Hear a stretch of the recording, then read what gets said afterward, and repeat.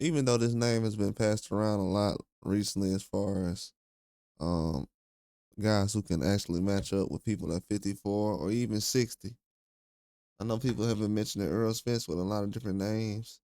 But Virgil Ortiz is a guy who will jump in the ring with anybody. So you have to, when you talk about Virgil Ortiz, you have to mention his name with just about anybody at 54 or who could fight at 54. But for Oscar De La Hoya to think about a fight in Dallas with Earl Spence and saying how much sense that makes, um, and thinking that it would actually sell out, and the fight being in Dallas, Texas versus Texas. So that's definitely a good option if you look at certain things. If Earl Spence was actually in a position where uh, he felt great about, as far as his progress, and he had the right trainer around him. Because the only thing I've been worried about as far as with Earl Spence is who is going to train him, and that's kind of where I've been at with it because he's going to need a trainer if he's going to box.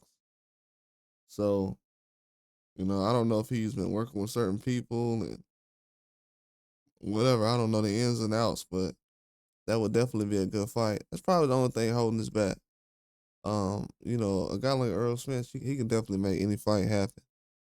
People saying the Fedora fight not happening wasn't good. Fedora just now fighting. Yeah, it wasn't good, but a lot of guys on PBC haven't been fighting a lot. Tank just fought for the first time since last June. Um, many guys haven't been fighting that much. I think Plant only fought one time last year. Stephen Fulton, well, he might have fought twice, once. Was it once last year? I think he only fought once last year.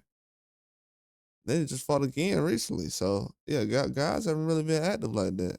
Matter of fact, Stephen Fulton only fought twice since Spence fought Crawford, and he just fought for the second time. So yeah, I can see different things happening uh in the future, but you know, I'm pretty sure Oscar don't know the situation what Earl Spence has, but he's just throwing it out there. He knows that Earl Spence is still a big name in boxing, and that he's definitely somebody who brings them out in Texas.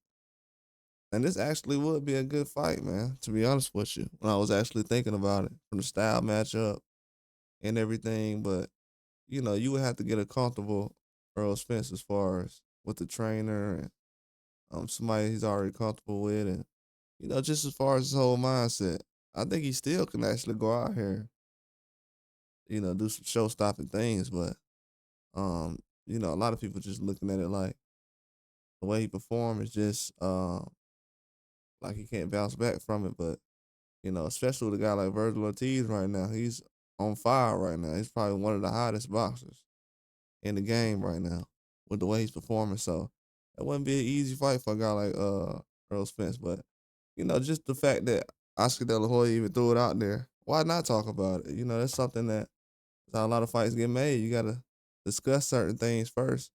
And that's something I definitely would look at. But without a belt, that type of fight, if Earl Spence could have fought for a belt, it's kind of hard to see somebody going from trying to fight for a belt to not fighting for a belt at all. That's the only thing I'm kind of looking at it. I'm like, I don't know. But we'll see, man. That's all I got. Like and subscribe.